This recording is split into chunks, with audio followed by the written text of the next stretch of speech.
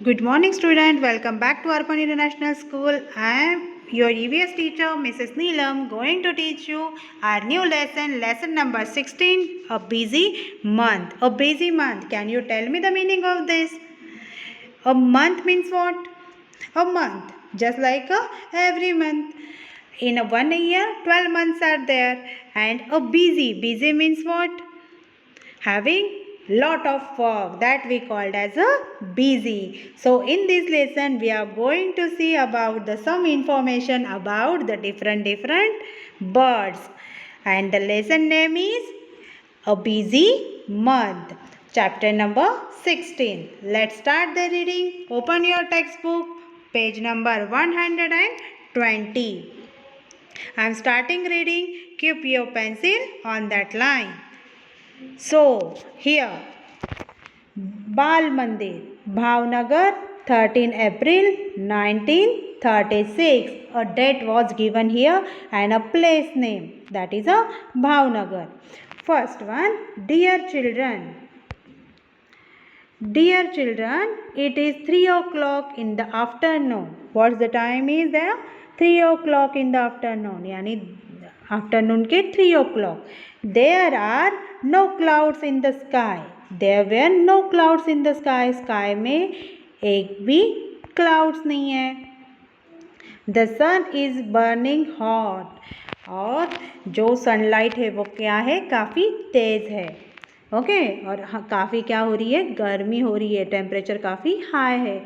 The sparrow, doves and sunbirds have started working in pairs as they prepare to make their nest. Here the names of some birds are given. Which birds are there? Sparrow, dove and sunbirds. They are started working in pairs. वो क्या करने लगे हैं? Pair में काम करने लगे हैं. What they want to do?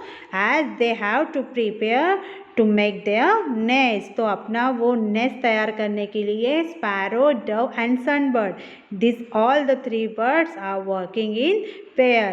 तो ये सारे बर्ड्स अपना नेस्ट बनाने के लिए जल्दी जल्दी क्या कर रहे हैं? अपना काम कर रहे हैं. Some of the birds have already made their nest. कुछ बर्ड्स ने तो क्या किया है बच्चों? अपना नेस्ट पहले ही बना लिया है. See the picture of dove bird. और स्पैरो, डव एंड सनबर्ड अभी क्या कर रहे हैं? अपना नेस्ट प्रिपेयर कर रहे हैं. और कुछ बर्ड ने तो पहले ही अपना नेस्ट बना लिया है. In some of the nest, the egg have hatched. कुछ नेस्ट में क्या हुआ है? एक हैच हुआ है. यानी एक हैच होके उसमें से जो स्मॉल बर्ड होता है, चिक्स होते हैं, वो तो बाहर भी आ गए हैं. The parent birds are busy feeding the chicks with different kinds of insects and other things. और जो पेरेंट्स बर्ड्स है, जैसे कि स्पैरो का एग होता है ना, तो स्पैरो का एग हैच होने के बाद जो लिटिल चिक्स आते हैं, तो वो स्पैरो क्या होती है? उन बर्ड की पेरेंट्स होती है. तो वैसे ही जो नेस्ट में एग हैच हुआ है, वहाँ पे क्या है? स्मॉल स्मॉल चिक्स है. और जो पेरेंट बर्ड है वो क्या कर रहे हैं? बिजी हो गए हैं अपने स्मॉल चिक्स की फीडिंग में. और अपने स्मॉल चिक्स को वो क्या खिलाते हैं? Different kinds of insects and other things. Different kinds of insects and other things वो अपने छोटे छोटे बच्चों को फीड कराते हैं. In the courtyard also there is a baby dove. There is another egg in the nest, but it has not hatched yet. तो एक another courtyard. In our courtyard means a place behind the house, that is a courtyard. In our courtyard also there is a baby dove. वहाँ पे क्या है? एक baby dove है, छोटा सा बेबी है. There is another egg in the nest. उस नेस्ट में क्या है? एक बेबी डव है और एक another egg भी है.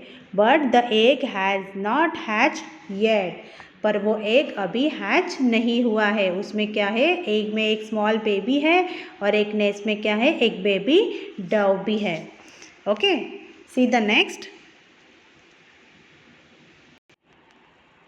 On the way to Gopal Bhai's house, there are many stones along the road side, Gopal भाई के हाउस के पास क्या है, छोटे छोटे बहुत सारे स्टोन्स है रोड के outside. In the space between these stones and Indian robin had laid its egg. और जो स्टोन्स के बीच में क्या है, छोटी छोटी सी जगह है, यानी डिस्टेंस में क्या है, वहाँ पे स्टोन्स है, और जो स्टोन्स के बीच में छोटी सी स्पेस है वहाँ पे इंडियन रॉबिन जो बर्ड है, see this bird we called as a Indian robin.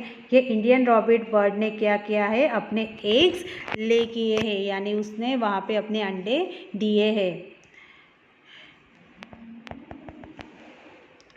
बच्चू भाई शोड इट टू मी। बच्चू भाई ने क्या किया है, मुझे वो एग्स बताए है कि वो एग्स किसके हैं, a bird called as a Indian robin. Indian robin ये जो बर्ड है उसके क्या है, वो एग्स है। आई लुक दो दी बाइनाक्यूलर्स, मैंने क्या किया है, उनको देखा है पर मैंने पास जाके नहीं देखा है। तो बाइनाक्यूलर्स होती है ना, दूरबीन होती है हमारे पास, जो हम उसे आँखों को पास लगा के हम उसे देखते हैं, तो हमें जो फार अवे की थिंग्स भी है वो क्या है, हमारे नियर दिखाई देती है। That we called as a binoculars. तो बाइनाक्यूलर्स की हेल्प से क्या किया है मैंने, that's the small eggs of robin, Indian robin I have saw. I saw that the nest was made of grass. मैंने देखा है कि नेस्ट किससे बना है, ग्रास से बना है। On the top there were soft wing roots. और वहाँ पे क्या है, जो नेस्ट बना है वो पूरा ग्रास से बना है, और उसके टॉप में क्या है, सॉफ्ट विंग्स की क्या है, सॉफ्ट विंग्स भी है और रूट्स भी है। Roots, wool, hair and cotton and wool. Cotton, wool, these are the some different things. From that this Indian robin made his nest. तो जब आप नेस्ट बनाते हैं बर्ड्स, तो वो क्या करते हैं, नेस्ट बनाते वक्त अपना नेस्ट कंफर्टेबल होना चाहिए, ऐसे ही चीज़ें वो क्या करते हैं, यूज़ करते हैं जब वो खुद नेस्ट बनाते हैं। Okay, so here what this Indian robin use, he use the soft wings, roots, wool, hair, cotton wool, ये सारी चीज़ें कलेक्ट करके एक एक लाके उन्होंने क्या किया है, अपना नेस्ट बनाया है। और नेस्ट भी क्या होता है, उनके चिक्स के लिए काफ़ी कंफर्टेबल हो सकता है, ऐसे ही वो नेस्ट बनाते हैं।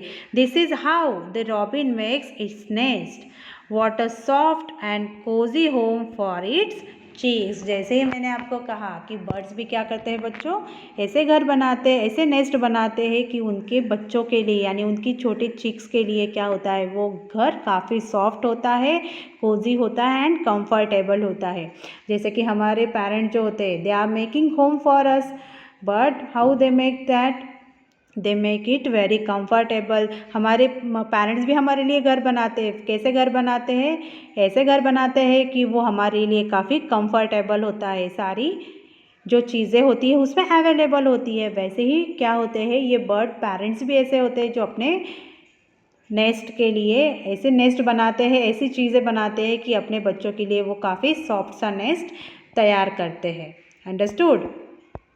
The robin is not like a crow, robin crow के जैसे नहीं होता। A crow nest is made all the kinds of things, even pieces of wire and would. पर क्रो क्या करता है कि अपना नेस्ट बनाते वक्त सारी चीज़ें यूज़ करता है, even the pieces of wire and would, wire and would के पीसेस भी क्या करता है, क्रो अपना नेस्ट बनाते वक्त यूज़ करता है। पर ये रॉबिन, इंडियन रॉबिन जो है वो नेस्ट बनाते वक्त सिर्फ अच्छे से ही थिंग्स जो है, जो कंफर्टेबल है, सॉफ्ट है, बेबीज़ के लिए ऐसे ही चीज़ें कलेक्ट करके वो नेस्ट बनाता है। Understood. See the next. I saw a baby bird in the Robins nest. मैंने रॉबिन के नेस्ट में क्या देखा है, एक बेबी बर्ड देखा है। बेबी बर्ड मतलब जब एग हैच होता है बर्ड का तो उसमें क्या आता है, एक बेबी बर्ड बाहर आता है। It was sitting with its beak wide open, वो क्या था, अपने बीक पे ही वाइड ओपन करके उसमें बैठा था। The mouth was red from inside, और उसका मुंह क्या था, अंदर से काफ़ी रेड था। In a little while the robin flew to the nest and put something in the chicks open beak, और रॉबिन ने क्या किया है, उड़ते हुए जो भी उसके लिए फीडिंग के लिए लाया था तो उसने अब उसकी चिक्स के ओपन बीक में रख दिया। मैं be a few small insects, और कुछ स्मॉल इंसेक्ट क्या किए, रॉबिन ने वो स्मॉल चिक के ओपन बीक में डाल दिए। By then it was evening, और तब क्या थी, इवनिंग हो चुकी थी। The robin settles down with its chick, और रॉबिन क्या था, अपने चिक के साथ सेटल हो चुका था, बैठ गया था। The next one, you know that the koel sings sweetly, कोयल क्या करती है, बहुत अच्छा सॉन्ग सिंग करती है sweetly. Do you know that this bird does not make its own nest, कोयल कभी भी अपना खुद का नेस्ट नहीं बनाती। क्यों नहीं बनाती, because it Lay's it's eggs in a crow nest, वो हमेशा क्या करती है कोयल, अपने जो एग है वो क्रो के नेस्ट में रखती है। The crow hatches them along with its own eggs, और क्रो क्या करता है, उन एग्स को अपना एग समझ के उसको संभालता है, हैच करने तक उसकी केयर करता है। There is a small tree nearby, वहाँ पे क्या थी, एक स्मॉल ट्री थी। It has a nest hanging from its branches, और ब्रांचेस पे हैंगिंग होते हुए क्या बनाया गया था, वहाँ पे एक नेस्ट बनाया था। किसने बनाया होगा नेस्ट, बर्ड्स ने। Birds are so wonderfully different, birds क्या है, काफ़ी डिफरेंट है, और वो अलग अलग अपने अपने नेस्ट बनाते हैं। Not a same type, all the birds are making the same nest, every birds having the different different ideas, imagination and everything they are collecting by their own. That's why their nests are also different from each other. Okay, the crow builds its nest high up on the tree, crow क्या करता है, अपना nest high up on the tree यानी tree के बहुत ऊंचे हिस्से में बनाता है। The Dove makes its nest among the thorns of a cactus plant और अ मेहंदी हेज, जो डव बर्ड है वो क्या करता है बच्चों, अपना नेस्ट कहाँ बनाता है, कैक्टस के कांटों के बीच में अपना नेस्ट बनाता है कि कोई उसे कुछ भी हार्म ना करे। Okay, the sparrow can be found in and around our own house, it make its nest in our homes. तो स्पैरो क्या करती है बच्चों, अपना नेस्ट कहाँ बनाती है, अपने घर में बनाती है। Sometimes we have seen that in our balcony, on the cupboard, the sparrow made her nest with the different small things, just like threads are there, small what we say, small balls of cottons are there, she is collecting and she is making her nest in our home। अपने cupboard के ऊपर भी होता है, बहुत बार अपने mirror के back side होता है, नहीं तो हमारी बालकनी में ऐसे क्या करती है स्पैरो, अपना नेस्ट बनाती है। Okay, this all the birds are making different types of nest. Understood about it? This is the first part of your video of your lesson number 16, a busy month. In the next part of the video, we will see the next part of this lesson. Till then, you have to read this lesson 1 to 2 times for your better understanding. Understood about it? Till then, thank you.